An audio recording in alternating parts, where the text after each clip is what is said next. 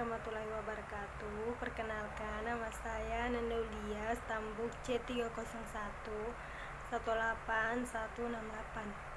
Variansi harga bahan baku biasanya diemban oleh agen pembelian diakui bahwa harga bahan baku kebanyakan di luar kendalinya. Tetapi variansi harga dapat dipengaruhi oleh faktor-faktor seperti kualitas, kuantitas, diskon, jangka sumber dari pabrik, dan lainnya. Meminimaliskan pembuangan dan pengerjaan adalah dengan cara-cara manajer untuk memastikan standar akan terpenuhi. Namun, penyebab varian diakibatkan oleh hal lain selain area produksi sebagai ditunjukkan pada bagian berikut. Seperti variansi harga, penggunaan untuk mengevaluasi kinerja dapat mengarah pada perilaku yang tidak diinginkan. Sebagai contoh, seorang manajer produksi yang merasakan tekanan untuk menghasilkan variansi yang menguntungkan mungkin membuat unit catatan transfer ke barang jadi walaupun dapat menghindari pemborosan bahan baku. Hal tersebut menimbulkan masalah pada hubungan pelanggan. Memutuskan signifikan atau tidaknya variansi jika dinilai tidak signifikan. Langkah lebih jauh tidak diperlukan variansi bahan baku. Mengukur perbedaan antara bahan baku langsung secara aktual digunakan dua bahan baku langsung yang seharusnya digunakan untuk output aktual. Selanjutnya, nama saya Yunita Tatopalin, Stambuk C301 18122. Di sini saya akan menjelaskan bagian selanjutnya, yaitu waktu perhitungan variansi harga. Variansi dari harga bahan baku dapat dihitung dengan dua cara, yaitu yang pertama saat dikeluarkan bahan baku untuk digunakan dalam proses produksi, atau yang kedua yaitu saat dibelinya bahan baku. Nah, yang lebih banyak disukai yaitu perhitungan saat dilakukan pembelian. Memiliki informasi yang lebih awal itu lebih baik, karena semakin awal informasi maka tindakan yang dapat diambil oleh manajer itu semakin tepat. Informasi yang sudah lama cenderung tidak berguna sebelum diperlukan dalam proses produksi berminggu-minggu atau bahkan berbulan-bulan. Bahan baku dapat tersimpan dalam persediaan. Ketika variansi dari harga bahan baku dihitung dan mendapatkan masalah, bisa jadi tindakan korektif sudah terlambat. Dan jika masih memungkinkan dengan tindakan korektif, ribuan jumlah dolar dapat dibebankan kepada perusahaan jika ada penundaan. Sebagai contoh, misalnya seorang agen pembelian baru tidak mengetahui mengenai diskon kuantitas dari bahan baku. Ketika pembelian baru dilakukan, jika variansi harga barang yang mengabaikan diskon dihitung, tanda awal akan menghasilkan tindakan korektif yang cepat. Artinya dalam konteks ini yang dimaksud ialah tindakan menggunakan diskon akan memakan waktu berminggu-minggu atau bahkan berbulan-bulan saat variansi harga bahan baku dikeluarkan untuk produksi sebelum ditemukannya masalah.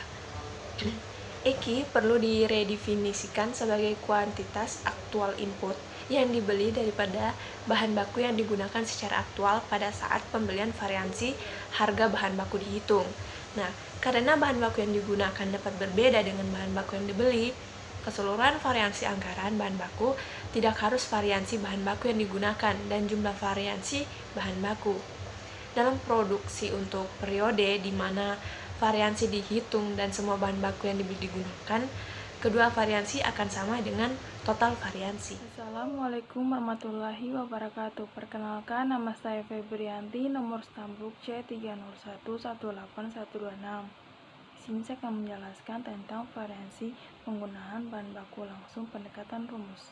Variansi penggunaan bahan baku atau material usage variance biasa disingkat dengan MUV untuk mengukur perbedaan antara bahan baku langsung secara aktual yang digunakan dan bahan baku langsung yang semestinya penggunaannya yang untuk output aktual. Berikut ini terdapat rumus untuk menghitung variansi tersebut. Material usage variance atau biasa disebut MUV sama dengan SP dikali AQ dikurangi SP dikali SQ atau dengan pemfaktoran, di mana SP sama dengan harga standar per unit, sedangkan AQ kuantitas aktual bahan baku yang digunakan dalam produksi, dan SQ kuantitas terhadap bahan baku yang diperbolehkan untuk output aktual. Menghitung variasi penggunaan bahan baku. Blue Cheetos menggunakan jagung 780.000 ons untuk memproduksi 48.500 bungkus keripik jagung. Sehingga di mana AKI adalah kuantitas aktual bahan baku yang digunakan dalam produksi 780.000 pada tampilan 9.2 yang telah dijelaskan oleh kelompok sebelumnya. Dan SP atau biasa disebut harga standar per unit jagung kuning sebesar $0,006 per ons. Walaupun pada tampilan 9.2 telah diperhitungkannya standar bahan baku yang diperbolehkan atau SKI, perlu dilakukan pengkajian ulang bagian-bagian yang mendasari perhitungan. Perlu kita ketahui bahwa SKI atau biasa disebut dengan kuantitas standar bahan baku yang diperbolehkan untuk output aktual adalah produk kuantitas standar unit dan unit aktual yang diproduksi. Pada 9.2 telah ditampilkan standar unit yaitu 18 ons jagung kuning untuk setiap bungkus keripik jagung yang diproduksi, sehingga SKI adalah 18 kali 48.500 atau sama dengan 873.000. Berikut ini perhitungan variasi penggunaan bahan baku.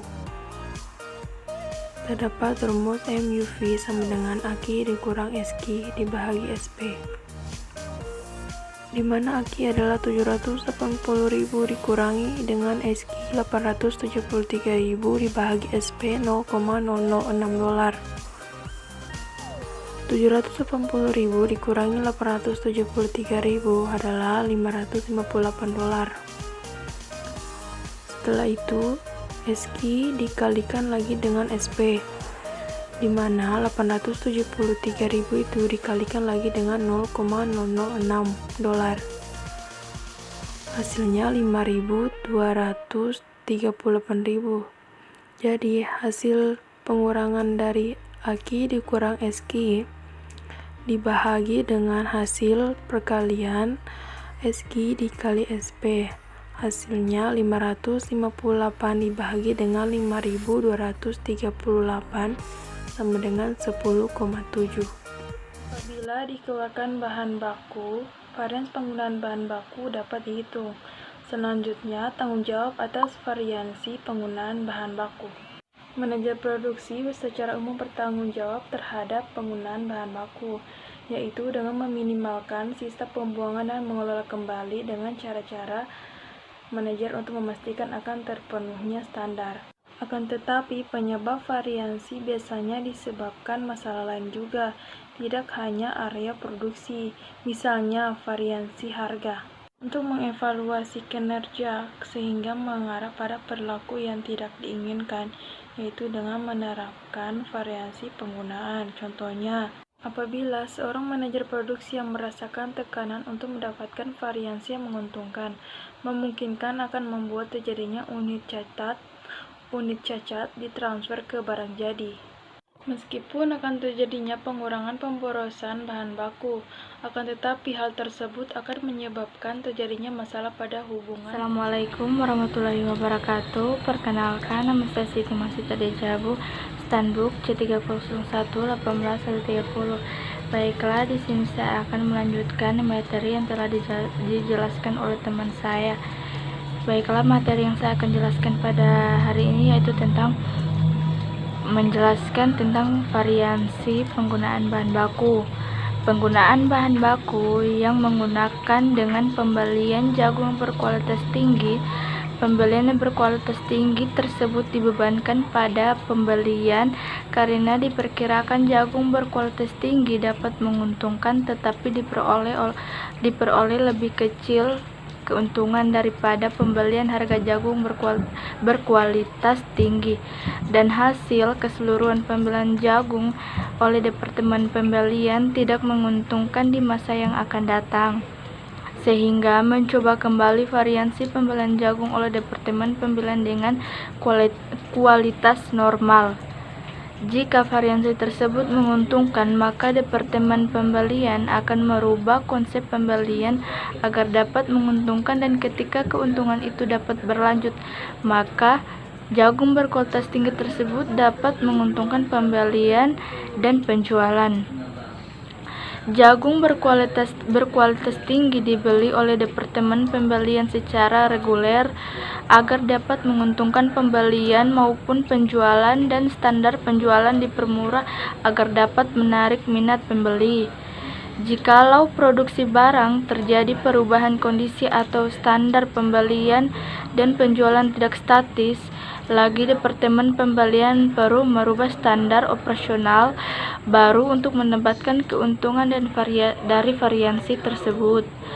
Yang bagian 2 yaitu tentang variansi tenaga kerja langsung. Variansi biaya atau yang disebut juga dengan harga dan kemampuan yang biasa disebut juga penggunaan akan tenaga kerja bisa dihitung baik melalui pendekatan kolom pada tampilan 9-3 meskipun pendekatan rumus. Pendekatan kolom estimasi 3 bagian untuk para manajer di industri Bluetooth dijelaskan pada tampilan 7 estimasi memakai rumus teori sebagai berikut.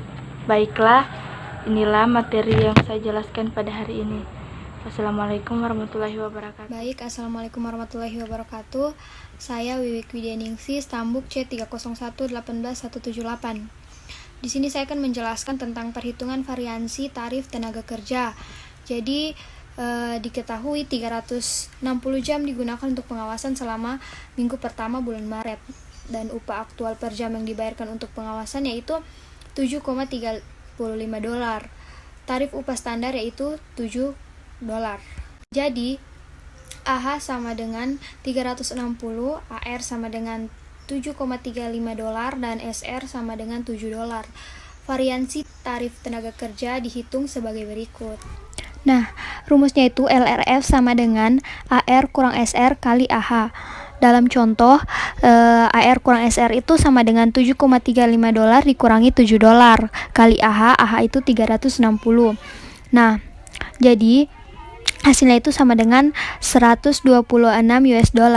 Nah, presentasi dari SR kali AH sama dengan $126 dibagi $2.520 dikurangi 5%. Selanjutnya, tanggung jawab terhadap variansi tarif tenaga kerja. Tarif tenaga kerja sangat berpengaruh dari tekanan eksternal, seperti pasar tenaga kerja dan kontrak persatuan buruh.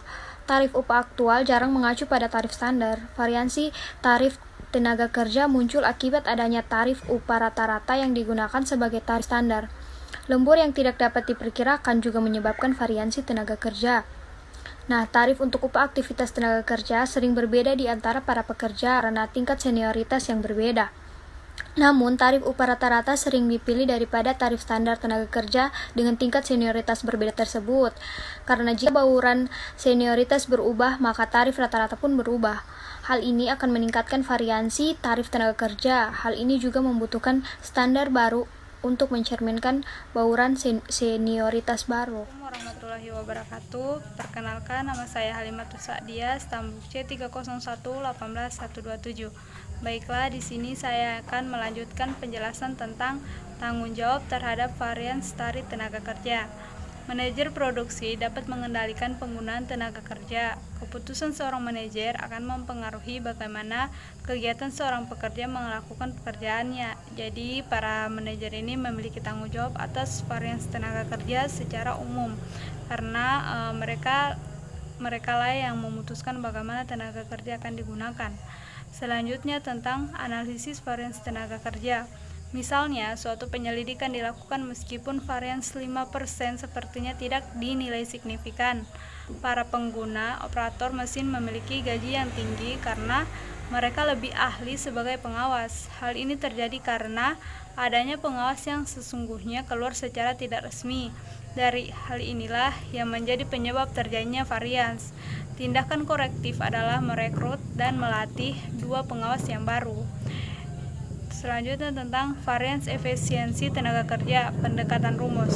Varians efisiensi tenaga kerja atau labor efficiency variance disingkat dengan LEV mengukur perbedaan antara jam tenaga kerja yang digunakan secara aktual dan jam tenaga kerja yang seharusnya digunakan. LEV sama dengan AH dikali SR kurang SH kali SR, atau dengan rumus pemfaktoran LEV sama dengan AH dikurang SR AH dikurang SH kali SR, di mana AH itu sebagai jam aktual tenaga kerja langsung yang digunakan dan SH itu sebagai jam standar kerja langsung yang seharusnya digunakan. Sedangkan SR itu sebagai tarif upah standar per jam. Selanjutnya, perhitungan varians efisiensi tenaga kerja. Blue Sequence menggunakan 360 jam kerja langsung untuk pengawasan saat memproduksi 48.500 bungkus keripik jagung. Dari tarif 0,007 jam bungkus keripik mempunyai biaya $7 per jam yang seharusnya telah dipakai. Jam standar yang diperoleh untuk pengawasan adalah 339,5 atau 0,007 dikalikan dengan 48.500. Jadi AH itu mempunyai nilai 360, SH adalah 339,5 dan SR adalah $7. Varians efisiensi tenaga kerja dihitung seperti LEV sama dengan AH dikurang dengan SH dikali dengan SR, di mana AH itu sama dengan 360 kurang SH, SH itu sama dengan 339,5 dikali SR, SR itu sama dengan $7. Jadi 360 dikurang dengan 339,5 ini hasilnya 20,5 dikalikan dengan SR tadi yaitu $7. Jadi hasilnya 20,5 dikali dengan $7 ini mempunyai hasil $143,50. Jadi presentasi dari SH dikali SR sama dengan 143,50 dibanding 2,367,50. Selanjutnya tentang tanggung jawab pada varians pengeluaran overhead variabel. Dalam hal ini, beberapa pusat pertanggungjawaban dapat mempengaruhi banyak bagian dari overhead variabel. Utilitas adalah salah satu contohnya. Dalam perpaduan biaya gabungan, dapat dikatakan tanggung jawab dapat dibebankan apabila tingkat konsumsi dari overhead variabel dapat ditelusuri ke suatu pusat pertanggungjawaban. Contohnya dari biaya overhead variabel yang dapat ditelusuri ini seperti konsumsi bahan baku yang langsung. Selanjutnya akan dijelaskan oleh teman saya. Baik, perkenalkan, nama saya Feni Fitria, stambuk C 301-18154. Pada kesempatan kali ini saya akan melanjutkan materi dari teman saya. Keahlian mengontrol adalah suatu prasyarat untuk pemberian tanggung jawab. Perubahan harga pada bagian overhead variabel intinya berada di luar tanggung jawab pengawas.